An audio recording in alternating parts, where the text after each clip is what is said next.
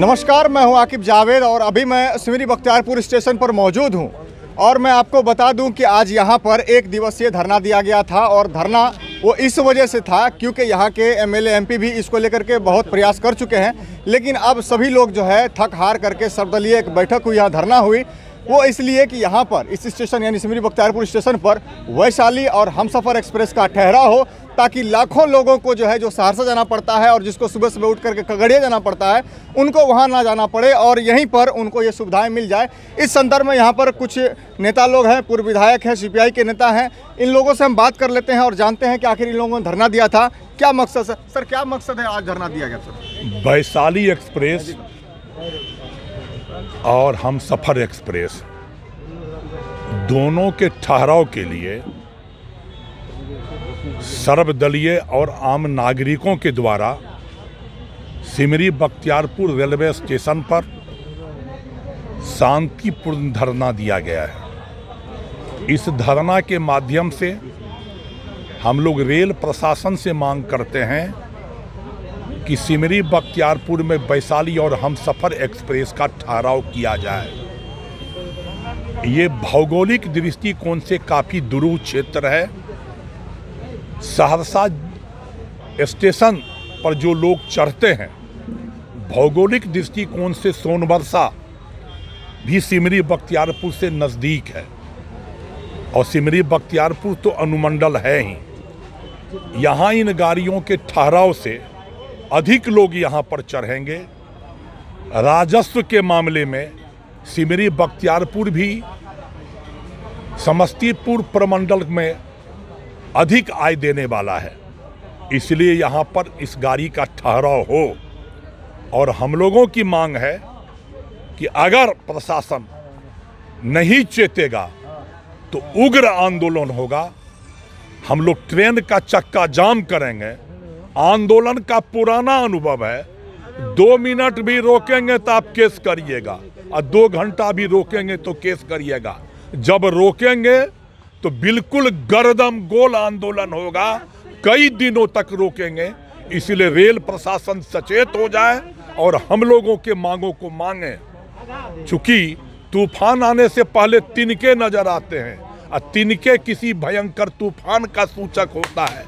शांति प्रिय धरना को ये शांति नहीं माने, इसको गंभीर नोटिस ले, नहीं तो तूफान आएगा। जी आइए, और हमारे साथ पूर्व विधायक क्या कहना चाहेंगे? सर, आज आप लोग धरना दिए हैं। देखिए, ये सर्वदलीय धरना वैशाली एक्सप्रेस और हमसफ़र एक्सप्रेस के लिए के ठहराव के लिए दिया गया है। सिमरी बख्तियारपुर जो है समस्तीपुर अनुमंडल का दूसरा आय का सबसे ज़्यादा स्रोत है और अगर वैशाली और हमसफ़र यहाँ रुकने लगेगी तो मुझे लगता है कि ये सहरसा के बराबर आय देना शुरू कर देगा। यहाँ अनुमंडल हेडक्वार्टर है और अनुमंडल हेडक्वार्टर के अलावा सोनबरसा प्रखंड भी के लोग यहीं ट्रेन पकड़ते हैं। इसका भी लाभ लोगों को इसको रेलवे को मिलेगा और यहाँ के लोग का बड़े लोग, बहुत लोग बड़े व्यापारी हैं, बहुत लोग फैक्ट्री चलाते हैं, जिसका भी लाभ बाहर के लोगों को भी होगा, यहाँ के लोगों को भी होगा। हम लोग शांतिपूर्वक ढंग से एक दिवसीय सर्वदलीय धरना का कार्यक्रम किया और अगर ये धरना नहीं के माध्यम से सुनेंगे तो हम लोग किस भाषा का को सुनते हैं तो वो भाषा भी हम लोग प्रयोग करना जानते हैं। इसलिए हम निवेदन करते हैं रेलवे को, लोगों को इस धरना के माध्यम से और आपके चैनल के माध्यम से कि वो भले भांति सारे लोगों को सुविधा दें। ये जो भारत देश है ये वेलफेयर स्टेट है। यहाँ लोगों की सुख सुविधा के लिए ट्रेन चलाई जाती है, बस चलाई जाती है, जहाज़ चलाई जाती है। तो फिर सिमरी बख्तियारपुर क्यों अछूता? क्या हम लोग वोट नहीं देते हैं? क्या हम लोग आय नहीं देते हैं? और हम तो इस माध्यम से धन्यवाद देते हैं शुएब साहब को, जिन्होंने मुझे रेलवे की बहुत जानकारी दे करके यहाँ रेलवे का काम करवाने में, रेलवे चलवाने में और ठहराव के लिए मुझे बहुत उन्होंने सुझाव अपना दिया। उससे हमको बड़ा लाभ हुआ। और आप पत्रकार लोग हैं, तमाम पत्रकार से जो लोग हैं ये सब बख्तियारपुर के लोग हैं। बख्तियारपुर के हित की बात हो रही है, ये किसी व्यक्ति, किसी पार्टी के हित की बात नहीं हो रही है, ये बख्तियारपुर के हित की बात है। सारे लोग मिलकर कर रहे हैं। क्या कहना चाहेंगे? आज आप लोग धरना दिए हैं। सिमरी बख्तियारपुर सहरसा और कोपड़िया यहाँ से लेकर मानसी तक ये बिहार का सबसे वंचित क्षेत्र है। मैंने अभी अपनी बात में भी कहा कि राजरानी एक्सप्रेस से जब श्रद्धालुओं पर जो दुर्घटना हुई जिसमें कई श्रद्धालु हताहत हुए, उस वक्त जो पूरे देश का मीडिया आया तो उसने कहा कि यहाँ पर तो कुछ क्षेत्र ऐसा है जो नॉन गवर्नेंस लैंड है, जहाँ पर सरकार की कोई सुविधा पहुँच ही नहीं सकती। माननीय विधायक जी ने भी अपनी स्पीच में कहा, पूर्व विधायक जी ने, कि कई महिलाएं ऐसी हैं जिनका नदी के किनारे मतलब प्रसव होता है, बच्चे वहाँ पर पैदा हो जाते हैं। ये हम जो बिहार का सबसे वंचित क्षेत्र है, ये सबसे ज़्यादा सुविधा डिज़र्व करता है। कोई ऑप्शन नहीं है आपके पास, ना घास। ज़्यादातर क्या है इस देश, इस बिहार की जो 80% आबादी, वो कौन है? वो गरीब मजदूर किसान है। उनके पास क्या ऑप्शन है? आप बताइए, यहाँ से मानसी जाने के लिए क्या ऑप्शन है? मोटरसाइकिल से भी आप नहीं जा सकते, या तो आप पैदल जाइए या रेल में जाइए। और सारी बात हमारे बड़ों ने कह दी है।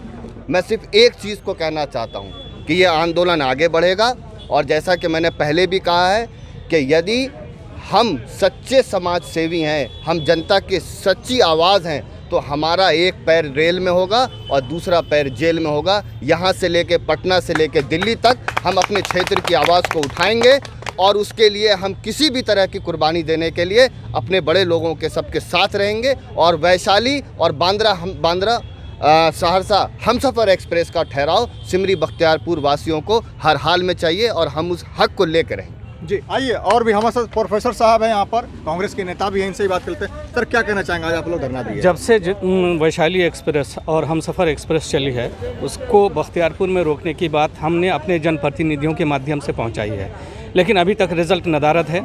अब वक्त आ गया है जब जनता खुद इस काम को आगे अंजाम देगी। हम गांधीवादी तरीके से आज हमने प्रदर्शन किया, अब हम भगत सिंह के तरीके से अपनाएंगे, जिन्होंने कहा था कि यहाँ के पदाधिकारियों को अपनी आवाज़ सुनाने के लिए धमाके की ज़रूरत होती है।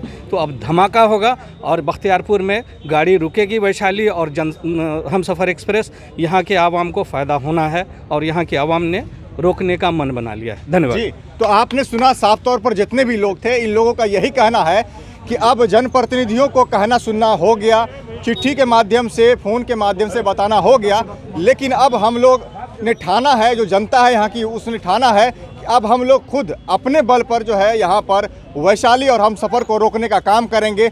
और अगर इस धरने से नहीं सुना जाता है तो आगे चल करके हम लोग विशाल प्रदर्शन करने का काम करेंगे। ऐसा ही खबरों को देखने के लिए आप बने रहें हमारे साथ और देखते रहें कोसी टॉक।